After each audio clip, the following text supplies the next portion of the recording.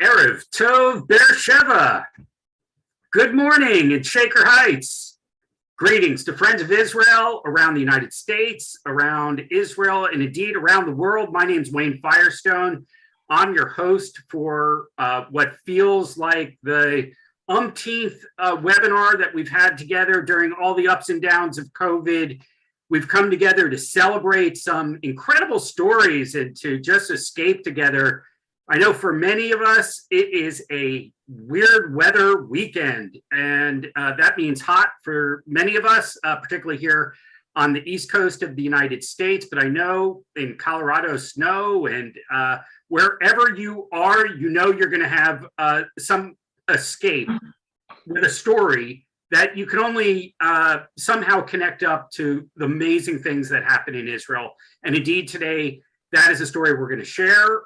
It's about a medical miracle that took place. And spoiler alert, happy ending here. Really happy ending. But the story itself is a magnificent one, and we're going to meet and talk with some of the people involved in this particular episode. Before we begin, I know some of you are starting to, who are with us live, are starting to put your locations of where you're calling in from. We always like to know a little bit about the audience. But in light of our topic today, I also wonder if anyone wants to express some gratitude toward a surgeon, a physician, a medical institution that helped them. And it's always good to have some gratitude about people who work very hard, and their success is some patient success. And the family around them. So we have people calling in who are traveling in London, people in Cincinnati, Calgary, Pennsylvania, South Africa. We have a big fan of Dr. Staffenberg's there. So you never know where people are. Cloudy in Toronto. I'm hearing about a transplant team at Duke University in Raleigh, North Carolina. So let us know, spread some of the love today to those physicians and surgeons who have made a difference in your lives. And indeed, we're going to explore that today in this unique panel with you. So I'm going to turn over today, first and foremost, to hear about an incredible institution in Israel. Rachel Heisler Scheinfeld is the executive director of the American Friends of Soroka Medical Center. She's a Barnard graduate. She got her MBA from University of Rochester. So she comes to us today with an amazing institution that is behind a partnership with NYU Langone, which we're going to hear about in detail. But I want to start with you, Rachel, before we go into the specifics of this particular collaboration between these two great institutions and these two amazing medical teams that we're going to learn about. We wanted first for you to give us a little background and tell us a little bit about that great institution that's pictured behind you there today. Thank you very much, Wayne, for the beautiful introduction. I also want to thank American Israel Friendship League overall for inviting us and for this amazing partnership. And hello, everyone around the world. I am so thrilled to be sharing this story with you, a really epic story. So yes, behind me is Soroka Medical Center in Beersheba. I am based in New York, where I lead American Friends of Soroka Medical Center. You'll learn a little bit more about us as I present to you our story. The story of a miracle that is so rare that it is the only case of its kind to date that happened in all of Israel, and one of just a handful of occurrences in the entire world. And this case of the conjoined twins was cared for by a medical team that was so uniquely prepared, so committed to the healing of the entire population of the Negev, to serving the people of the state of Israel, and to fulfilling our overriding mission to improve global health. That is Soroka. So as Louis Pasteur famously said, luck favors the prepared mind. And the twins that you will meet today were very, very lucky in many, many ways. And one of those ways is that they were born at Soroka Medical Center, at a hospital that was so exquisitely prepared on all fronts. So let's dive in and learn together about Soroka Medical Center and how this medical miracle that is Soroka came to exist. We are known famously also as Israel's healthcare oasis. We exist because of the dream of David Ben-Gurion, his vision that the desert will bloom. He understood that the future of Israel, of a strong Israel, lies in the Negev. Now, what is the Negev? The Negev is the lower 60% of Israel's land mass. It's a huge swath of land, and we are the only major medical center for the entire Negev. Soroka was founded approximately 64 years ago to support the growth and development of the new state of Israel. Today, we are Israel's leading medical center, one of the largest and the most strategic.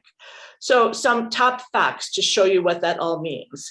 The Negev itself is in the heart of Israel. So if you have a map of Israel and you look at the center heart of it, that is actually where Be'er-Sheva lies. And that heart of Israel is also a mere 20 miles from Gaza. We are also one of the most diverse segments in all of the state of Israel. And we also are the busiest hospital in the state of Israel. So let's try to paint a picture with words about this very unique place. You can only imagine how busy it must be to care for 1.2 million people who represent the population of the Negev. That's a lot of people. And 6.5 million people enter the gates of Soroka every year. So there is nonstop action and human drama every single day at Soroka. Over 250,000 emergency room visits. We are also the trauma center that's closest to Gaza, which is hugely strategic for the IDF. Therefore, Soroka plays a vital role for the state of Israel to be prepared at any time for any eventuality. Soroka is part of Clalit. Clalit is the flagship, it is the largest HMO of Israel, and Soroka is the flagship hospital of Israel's busiest and largest HMO. The leadership of Soroka Medical Center, with Dr. Shlomi Kodesh as the Director General at the helm, is dedicated to an ambitious long-term strategic master plan to excel and to lead. That master plan includes constant reinvestment in new infrastructure, constant search and retention and outreach to make sure we have the most qualified staff, support for superb world-class research and innovation, and partnership with Be'er-Sheva and with the state of Israel. And I might add that Be'er-Sheva is fortunate to have an amazing leader itself, which is one of the shining stars of the state of Israel, Ruvik Danilevich, who is part of leading Soroka and leading the Negev in its ascendance and its excellence. So Soroka itself is home to several supreme centers of excellence, including our Genetics Institute, our Cancer Center, where we recently opened the Legacy Heritage Oncology Center and Dr. Larry Norton Institute, the Saban Pediatric Hospital, and the Saban Birth and Maternity Centers. Over 17,000 babies were born at Soroka last year. Of those babies, 50% of those babies were babies of diversity, because our population of the region is 30% Arab, largely due to our Bedouin contingent. Soroka, therefore, plays a huge role in establishing a framework and a basis for peaceful coexistence. This is expressed beautifully in our labor and delivery suites, where you have mothers of all backgrounds coming together for that universal goal of delivering a healthy baby. And it is, we hope that you will have, as a friend of Soroka, the opportunity to come and visit us and see this diversity someday, because it will really be something that is a uniquely inspirational event for you. Other centers of excellence include cardiac care, urology, where we have completely redeveloped our program thanks to stellar leadership and a strong vision for the future, and the emergency center and trauma center. And of course, neurosurgery, neurology, and plastic surgery, which you're going to hear more about today. And the list goes on and on. We have a strong commitment to education. Soroka is home to 2 medical schools, and we're the teaching hospital for Ben-Gurion University's medical schools. Our clinical research is extremely prolific, with thousands of peer-reviewed research studies in major international publications, and on a daily basis, on an ongoing basis, we have hundreds of novel research underway. And alongside all of this is a deep commitment to Tikkun Olam. One of our medical schools, which is the Medical School for International Health, is specifically focused on bringing about a new generation of physicians that's committed to global health. Our staff itself goes above and beyond on their own time to prepare and to contribute to this Tikkun Olam around the world. For example, we consistently lead a prenatal care center in Ghana. We respond actively to global disasters around the world. Most recently, we were instrumental with the Golda Meir Field Hospital in Ukraine. So Clalit was actually the leader of this great humanitarian effort in Ukraine, and together with Sheba Hospital, and several of our key Soroka doctors staffed this hospital. And COVID. Our response to COVID was epic, and it really underscored how we harnessed innovation, how we were able to pivot super quickly to lead in testing, in vaccination when it was available, and to treatment, and really in a way that helped stabilize the entire country.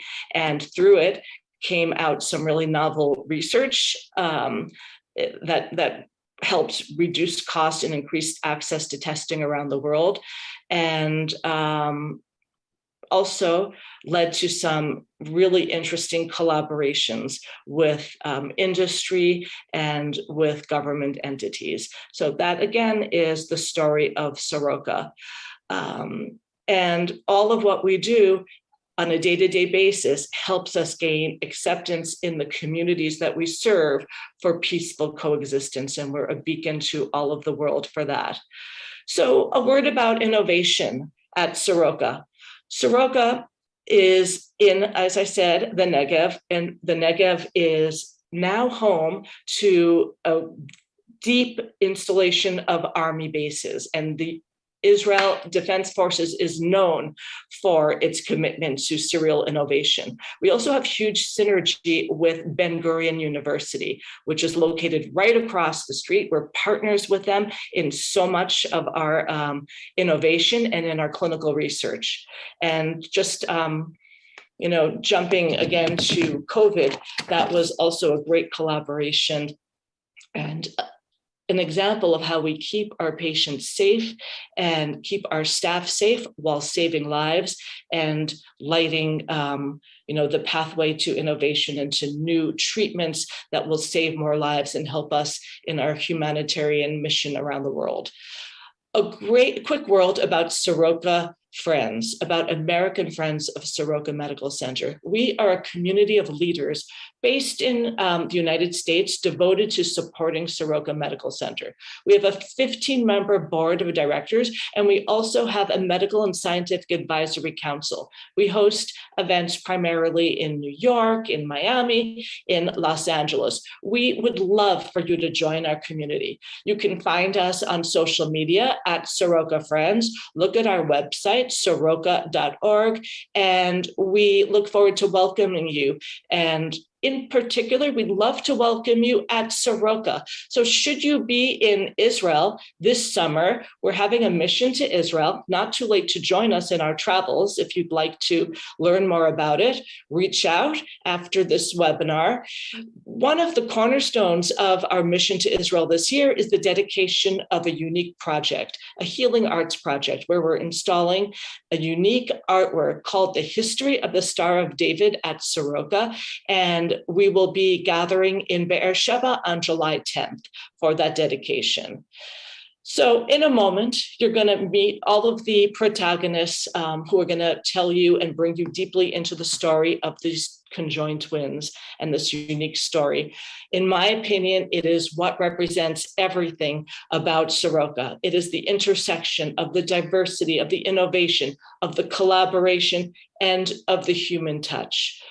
We're going to play a video for you in just a second that will paint a picture. And I want to thank you all for being with us today and enjoy. So thank you. Thanks, Rachel.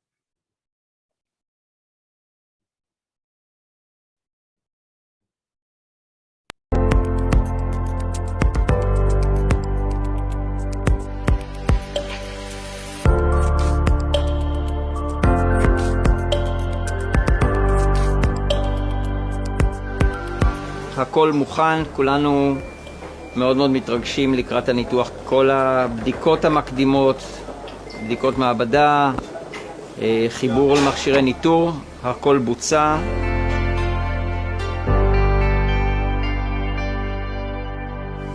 כמובן שאחרי כל ההכנות, עם כל המודלים שבנינו, עם כל הסטאפ של חדר ניתוח שבמיוחד נערכנו לעניין הזה, עם ה-Surgical Theater וה-VR של התאומות, ועם המודל התלת מימדי שהכנו מראש.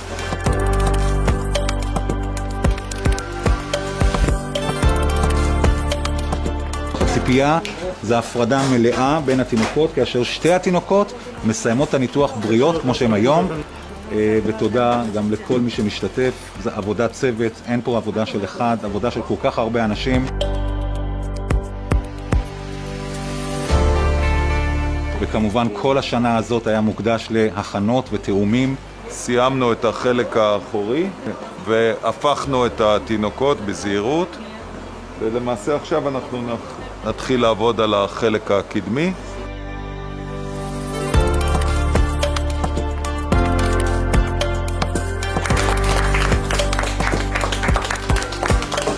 התאומה השנייה נמצאת בחדר השני.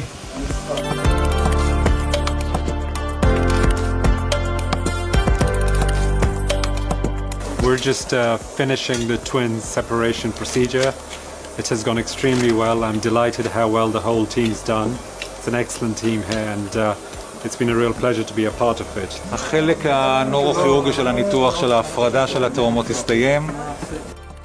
אנחנו עשינו את השחזור של קרומי המוח, שחזור של הגולגולת, וכרגע המנתחים הפלסטיים ממשיכים את הניתוח לסגירה של האור. לשמחתנו הרבה, הכל הלך כפי שקיווינו.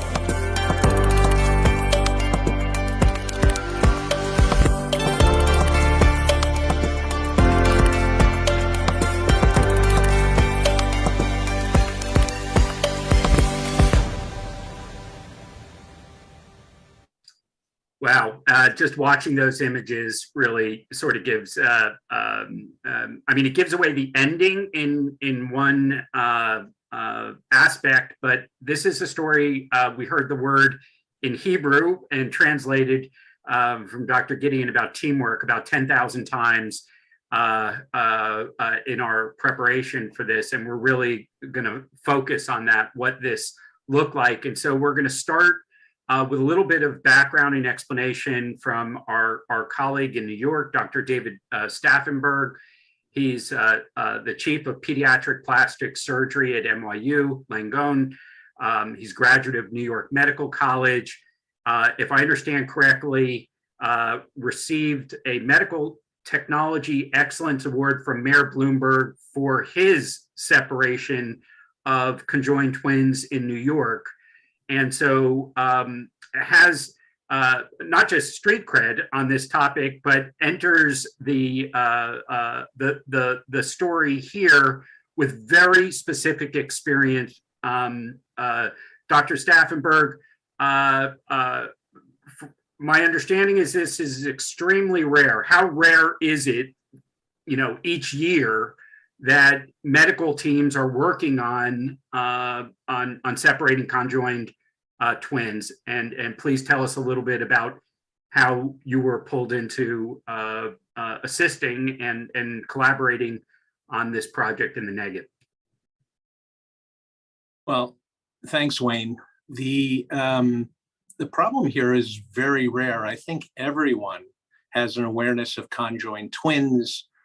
We all, perhaps as children, remember hearing about Chang and Eng, who were the original conjoined twins in the 19th century, who were never separated because medical care was just not there yet. It turns out that they were actually a very simple case, but joined at the chest. Now, today, what we're talking about is an extremely rare kind of conjoined twin, what we call craniopagus, meaning that the twins are joined at the head. And in the most complex cases like this one, the brain and the circulation around the brain is also involved.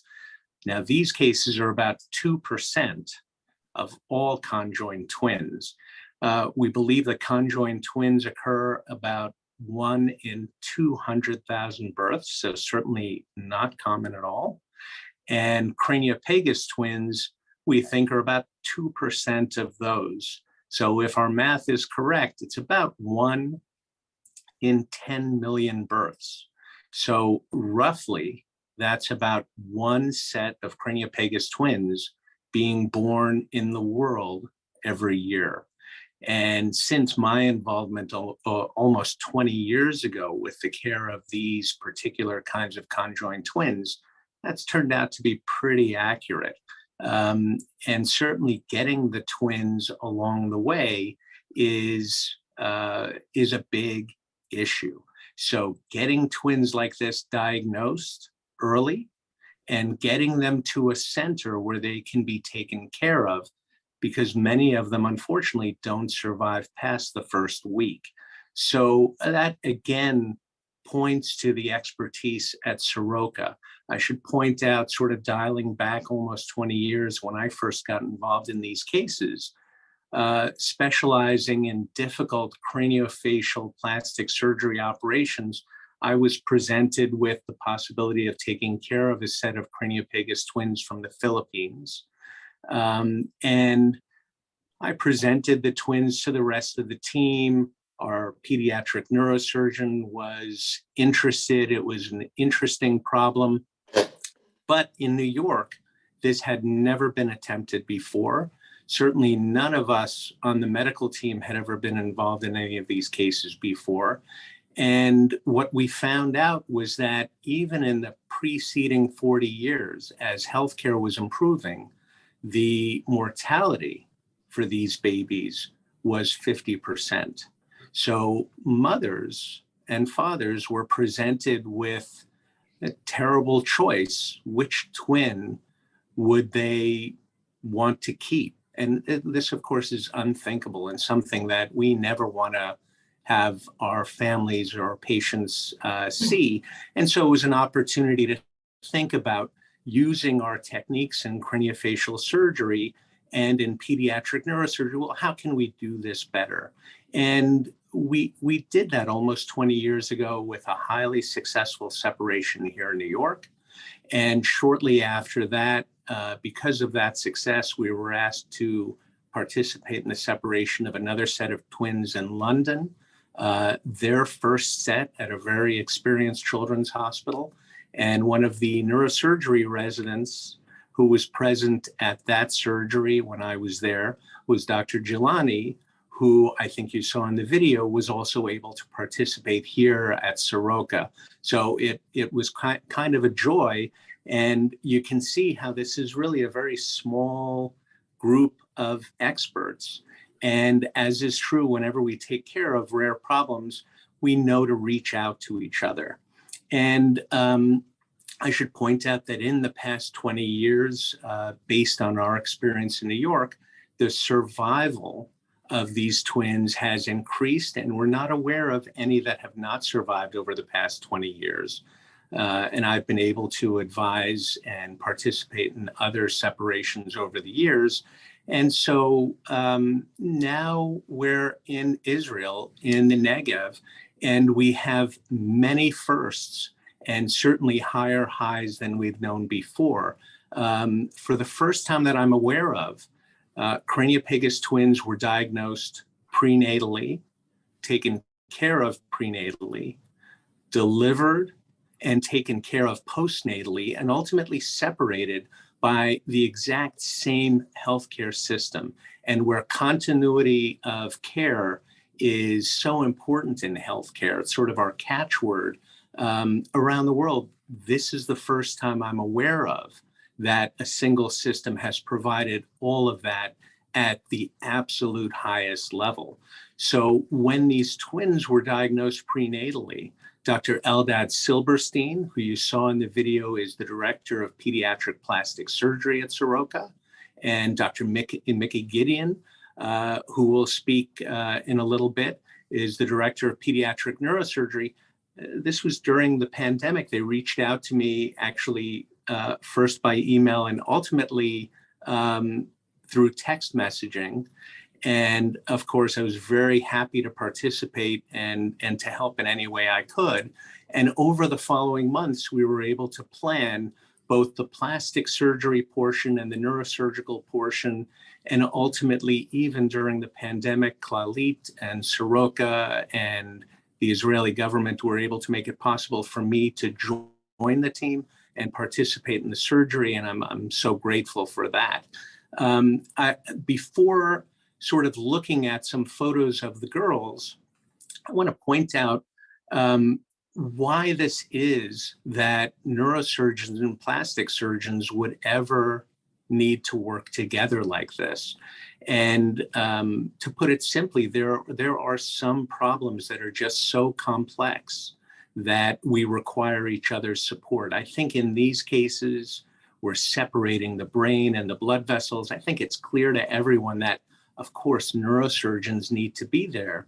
But at the end of the day, when these twins are separated, if the brains cannot be covered with healthy living tissue, which is deficient in these cases, there's never enough, well, then all of the brilliant neurosurgery has really gone to waste because the results will be disastrous. So we need the best neurosurgeons, we need the best plastic surgeons, we need great planning, great technology, and certainly a superb healthcare system. And so that's what Soroka, I think, was able to pull together. So with that in mind, we can go to the first photograph. And when we see babies who are conjoined, I think if we look carefully at the photographs, we'll see that there's not enough skin to cover the skull that needs to be reconstructed.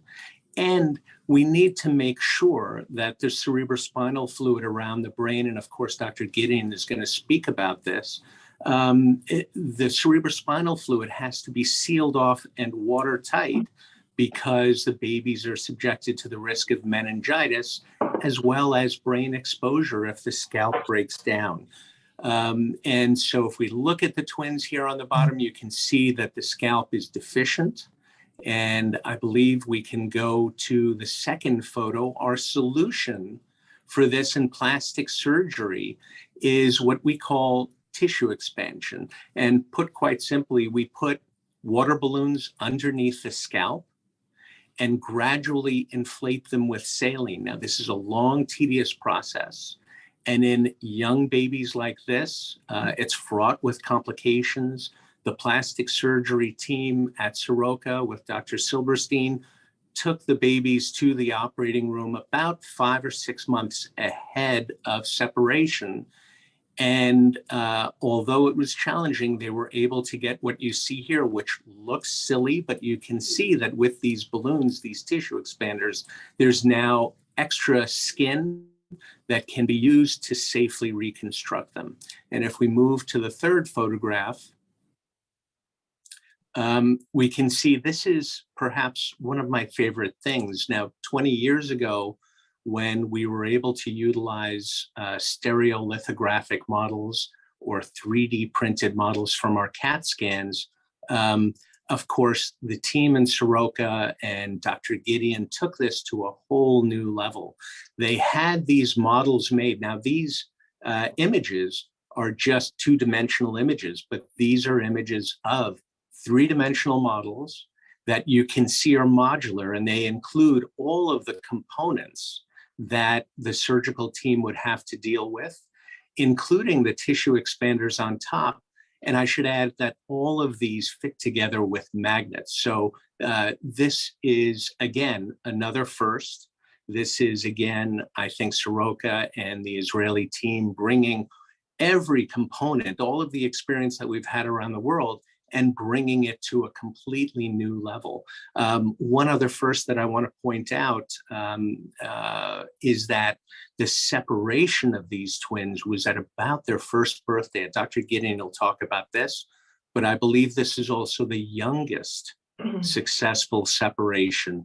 And because of that, we know that brains in young babies, when they're put through these kinds of surgeries, they recover better, and their risk of long-term neurologic compromise is much lower. So lots and lots of firsts, lots to be proud of. And I'm so grateful to have been a part of this, to Dr. Mickey Gideon for being an extraordinary leader, and Dr. Eldad Silberstein also for being an extraordinary leader, great surgeons. And I'm so pleased and proud to have been able to participate with this. So thank you very much, and looking forward to hearing what Dr. Gideon has to say. Absolutely. Dr. Staffenberg, this is a fascinating example of what collaboration actually looks like, and what the results can be. And we're so grateful for just laying it out there for us. I was a little frightened when I saw the skulls behind you initially. But the ease with which you talked about the having all those firsts sort of line up, I guess, is not what a physician is looking for. I mean, it's nice to be able to say you accomplished it and the things that you learned from it, but I guess as those firsts start adding up, it creates lots of risks and challenges for the teams working on it. So we're going to hear now from your colleague, Dr. Mickey Gideon.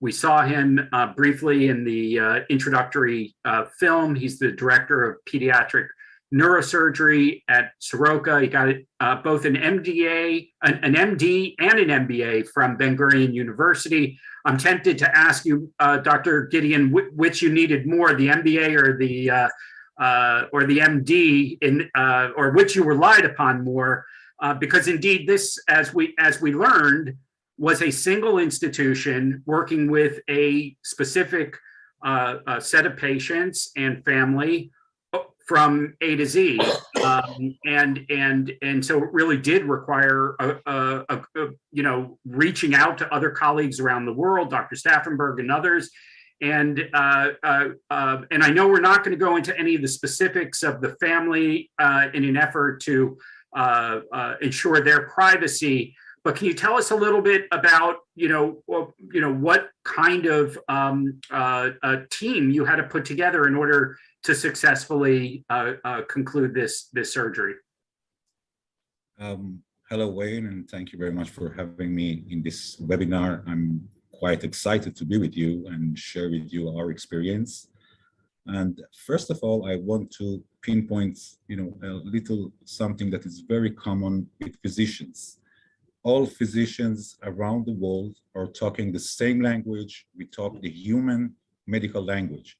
And it made it very easy for me to reach out to David and to other consultants to help us in this case. And we feel the same with colleagues that are approaching us for their problems. So for physicians, it was a quite easy feeling for me to just send an email to David and I had no doubt, and in a few days we are going to have a response, and you will be happy to be with us in this case.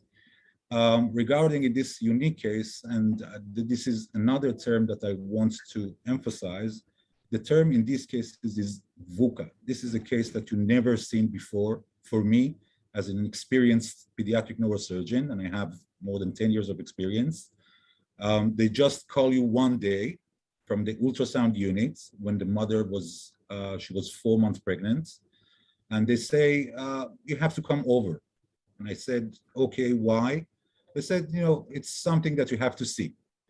And then I went to this unit and I saw the ultrasound, and you see these 2 babies and you say, okay, congratulations, we have twins. And then you look a little bit more, and then you recognize that the heads are attached. And then you are, at first, you are in shock. For me, it was a shock because I never saw that before. The first time experience. And then they said, okay, now you have to have a conversation and discussion with the parents. They have conjoined twins, cranially twins. And now you have, as a neurosurgeon, as a leading surgeon, this is done mainly by the neurosurgeon. The separation of the brain and the vessels of the brain is the most complex part of the surgery. So you are leading the surgery, you have to have the discussion. So I met the parents, and you know, I didn't know what to say. So I said, listen, this is the situation. Your babies are attached by their head. I don't know enough, and you have to be candid in these cases. I don't know enough about these situations. I have to find out more. I have to read all the articles. I have to reach out to the people who've done this before. And then we can have the discussion regarding the prognosis. She was 4 months pregnant. And of course, the question of aborting the pregnancy is a question. We know that these babies, we know that conjoined twins are having several other malformations. They could have some other, you know, cardiac malformation, respiratory malformations. And as Dr. Staffenberg mentioned, only 25% survive more than a week. So we have also to kind of have this discussion with the parents if they want to stop the pregnancy. But I said, you know what, let's have other investigations. Let's have this fetal MRI scan that we can see the brains, we can see what they are sharing, and then I can have this discussion with you. So we had the fetal MRI, and after this fetal MRI, and after reviewing this MRI, I came to conclusion that we can do the separation surgery. I didn't know quite well how good it will go, but I had the feeling that with good multidisciplinary team, as we gathered here, with the best medical technology available, we can do this operation. So I told the parents that we can go on and prepare ourselves for the plan. So the babies, fortunately for us, we also had, you know, several simulations before they were born. They were born on August 2020. It was a planned cesarean section.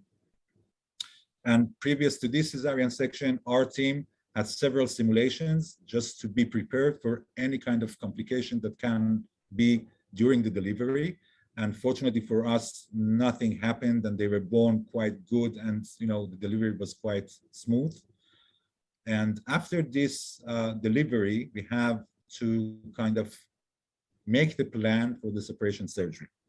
And this is the point that I want to say, that, you know, in medicine, we have this saying that a fool with a tool is still a fool. No matter how your technology, you have the best technology, no matter what you have, if you don't have the good team, if you don't have the experts, the operation will not succeed.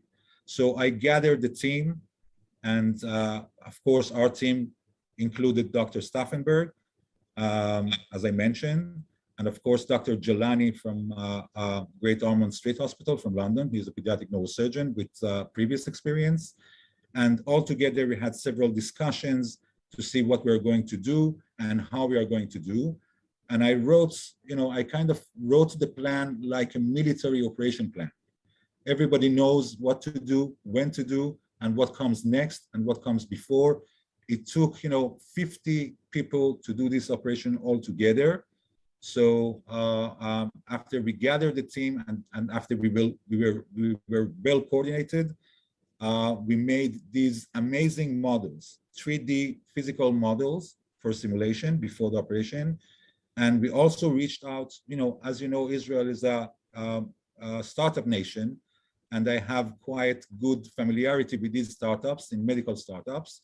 So I reached out to these startups in Israel looking for virtual 3D modeling. So we found this surgical theater, and we brought the console, we wear the glasses, and we did the simulations also with virtual reality.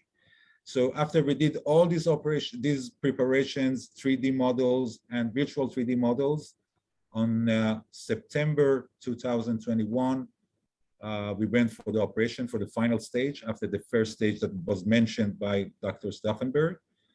I wrote on my military or medical operation plan. It was called Operation Plan Twins. I wrote it's gonna take 12 hours. Actually, it took 12 hours and 4 minutes. We started at 10:47 a.m. and we finished our operation at 10:51 p.m. So it went wonderful. Everything was well coordinated, and we took, kind of into consideration every complexity that could be in this operation, every complication. Sometimes you have to stop the operation and take the babies to CT scan or MRI scan. If, God forbid, there is any kind of bleeding or swelling or edema or something happens, and we took all these scenarios in our operation plan. And fortunately for us, and thanks to all the team who were part of this successful operation, miracle for me, it went well, and the babies came out of the operation without any damage to the brain tissue, without any damage to the vessels of the brain, and of course, with the help of the plastic surgeons, we could cover deficits. We could cover the operation, and we could complete the operation without any difficulties. For me, it is kind of the top of my career. I cannot say that's kind of different. It was very emotional because it was a process. It wasn't just the operation.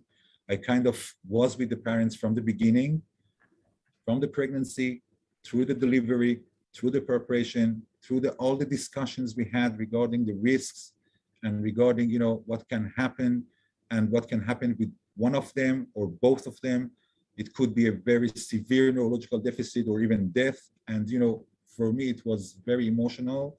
And I think I never had these emotions before. Of course, every operation is unique. Every operation is important, but this case was amazing. So thankfully it went well. And for us, it was, there is another saying in medical terms. We always say, see one, do one, and teach one. So we already saw and did one. And now we are going to teach. We're consultants to other centers, as Dr. Staffenberg was for us. So we have a set of twins from Egypt, and we have a set of twins from Ghana. And now we are consulting them and trying to get them prepared for their operation in the future. Well, I think that part of the story is frankly, and Dr. Staffenberg referred to this as well, it's sort of one of the untold stories. Obviously, most of the relationship between a doctor and a patient happens in an office. There's privacy, whatever kind of consultations take place outside of it. And ultimately, it's between the patient and the medical team that's supporting them. But in this case, you really did have to be very entrepreneurial about and innovative in finding out how to address it. And then over a very long period of time, working with that family to build their confidence and educate them. And I'm sure can you talk, without revealing any confidences, obviously, just a little bit about the patient care aspect of sort of holding their hands through this long, first a pregnancy, then a surgery, and now the post-op care. Just, it's kind of I get emotional when I'm talking about it, because it's we are talking about heroes, but I have to say that the heroes were the parents in this case, because they have to bring their babies twice weekly to our institution. We did this first step of inserting the expanders, and you have to inflate these expanders every 2 or 3 days. So they have to come with these babies. Just think about taking these babies who are attached by their heads, by their hands in the car, or kind of bring them. There are some cultural aspects also involved in these cases. They don't want people to see their babies. They want, the parents asked us quite specifically to keep this case very confidential and don't talk about it.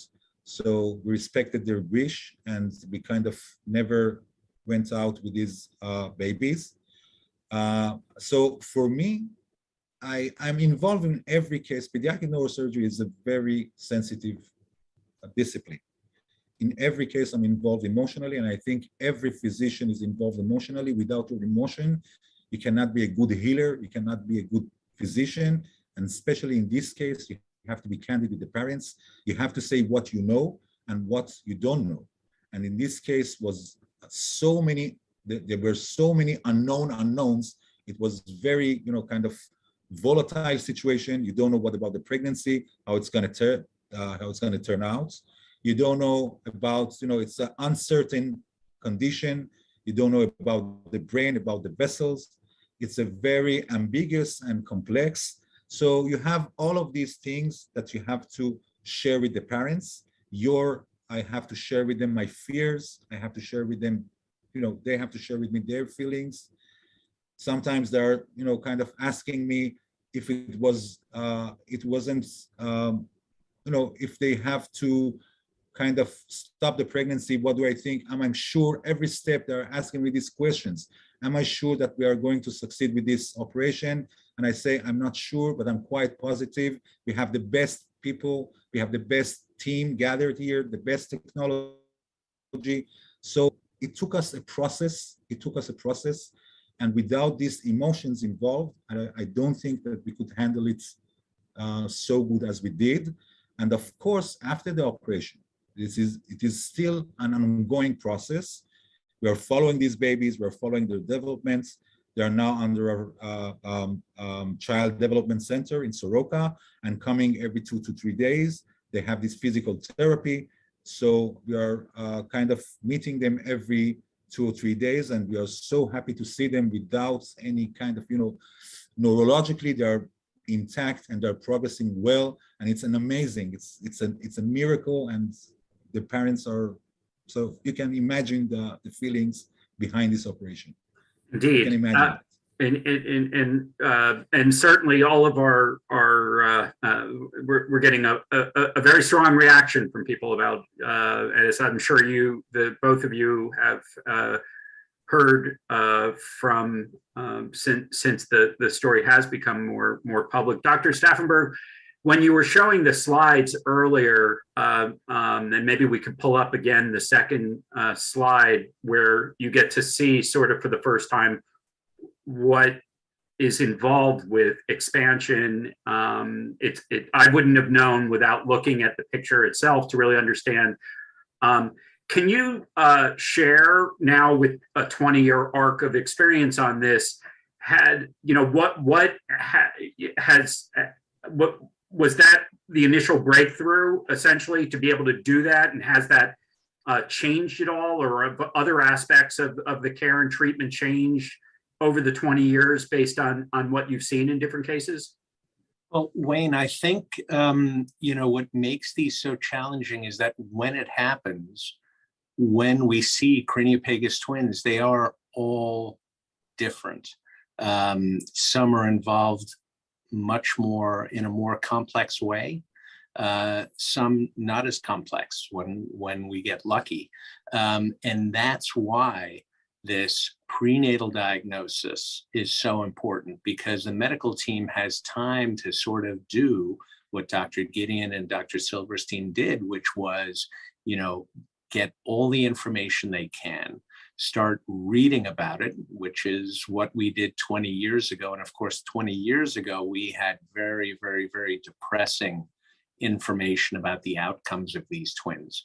But the breakthrough, I think, is sort of the concept of treating the twins as individuals and not using just the same recipe over and over again.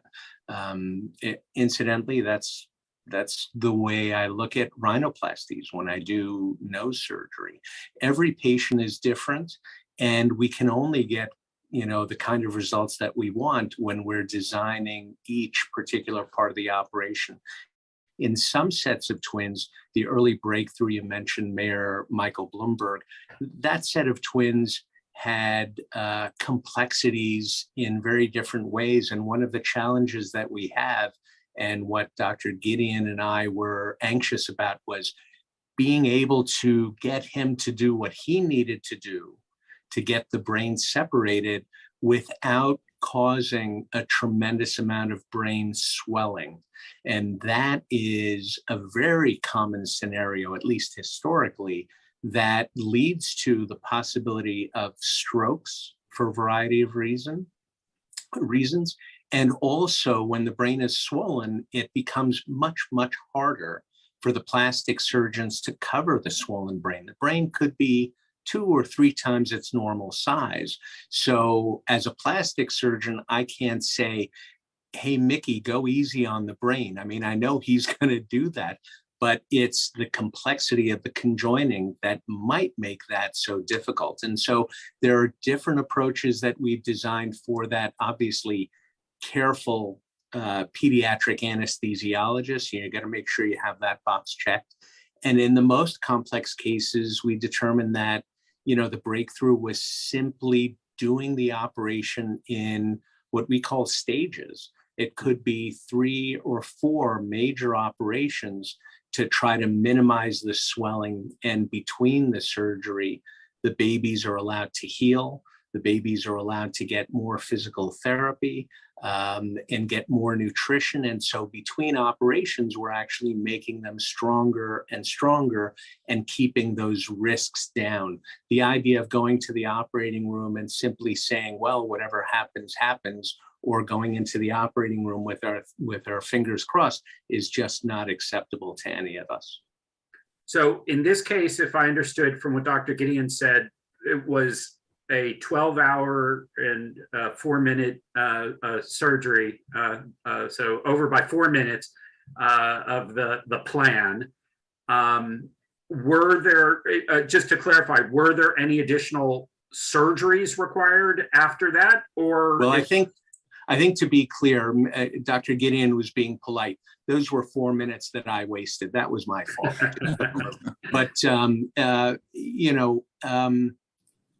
I think, the planning could not have been more, I would say, Hollywood. I mean, it was beautifully scripted in a way that is mind-boggling because you can't predict all this. And I also want to point out, Dr. Gideon used a quote that I've always loved, which is a fool with a tool is still a fool. And what we know well from what we do is that the technology that was used so expertly here, the technology which gave insight into the problem was amazing. And yet we know that there were other cases that are well published, and the surgeons have spoken about them, where they say, the poor outcome. And actually one set of twins, 29-year-old Iranian twins that were separated and had a devastating outcome in the operating room.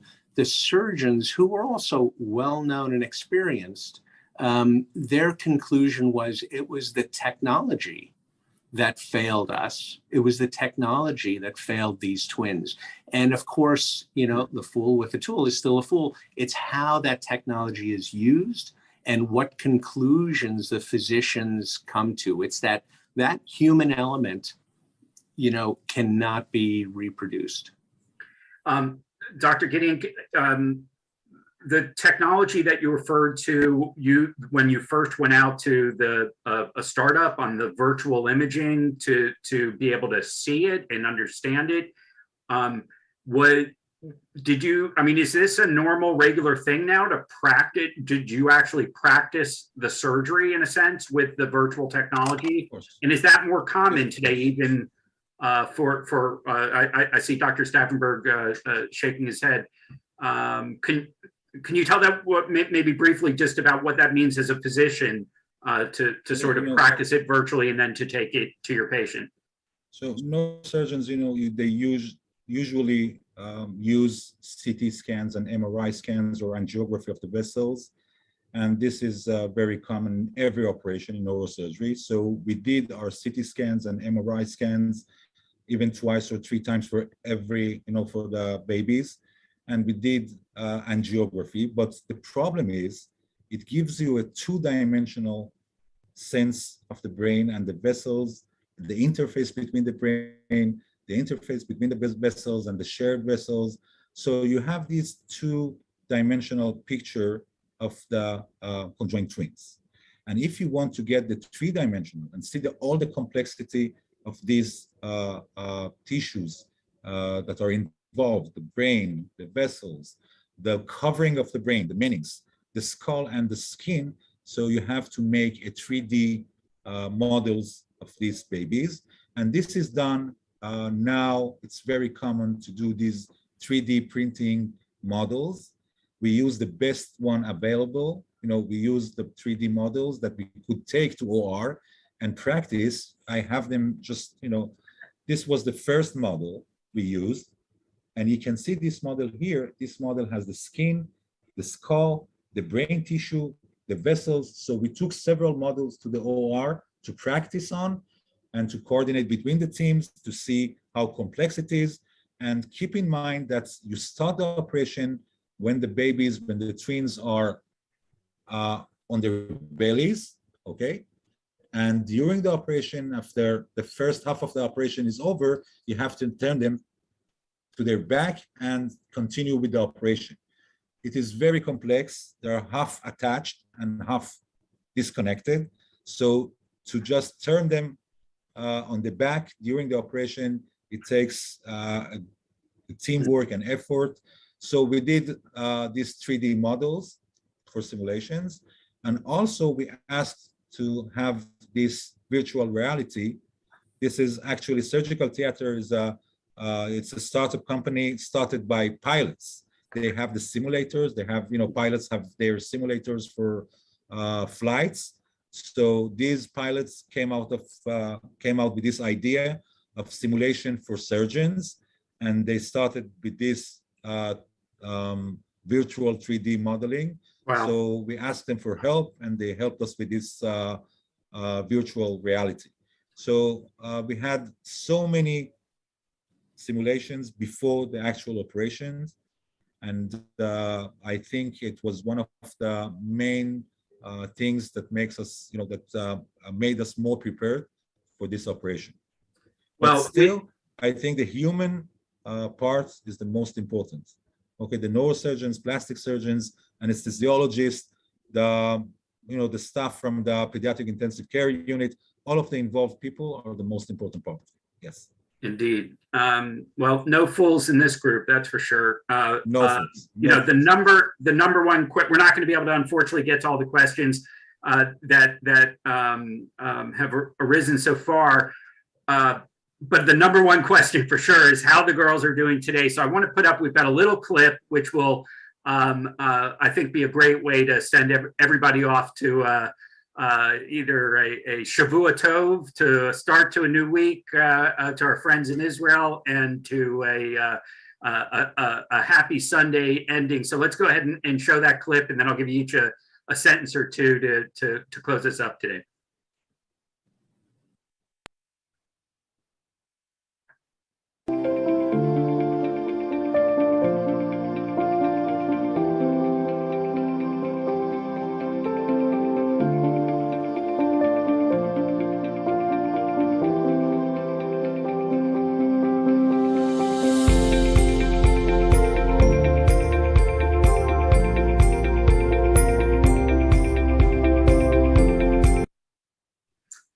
So, It is amazing. Dr. Gideon, what's the long-term prognosis now, just in a sentence or two for the twins? You know, I think the long-term prognosis is excellent. They are kind of progressing quite fast and good. We still have to, neurologically, we can say they have no deficits, but it remains to be seen about their cognitive and the behavioral condition. But as we can see every day, they're progressing and they're doing well, and they're looking normal babies and having normal lives. And this was our, kind of what we wished for. So thanks God for the time being. It's wonderful. Dr. Staffenberg, 20 years from now, what's the headline you want to read when you look at the arc of the innovation and work of your colleagues now from around the world? What's the thing that you think is possible today, given how much innovation we see going forward?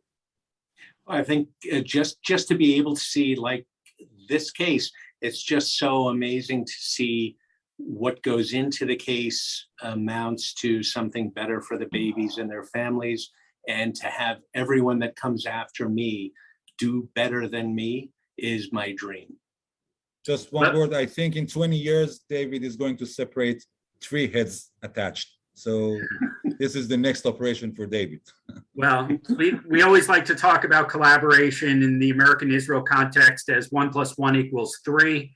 In this case, you all have really given us the inspiration to see what medical technology, collaboration, and hard work of your teams can result in. We're grateful to all of you, Rachel, for sharing this medical miracle story with us, and indeed the invitation for people to come visit now that you can in Israel and meet some of really the wonder workers in medical care who are doing just amazing things for their local patients, but also contributing to all of humanity with their expertise. As always, we'll be back. We do these webinars because, frankly, we're excelling. We're just so excited to share these stories. So come back and join us next week. We have a briefing with the Israel Defense Forces spokesperson on the regional situation. We hope everyone has a safe week, and indeed want to say shalom wherever you are around the world. Shalom and thank you. Shalom. Thank you so much, Wayne. Thank you, Wayne. And thank you, everyone, for being a part of it.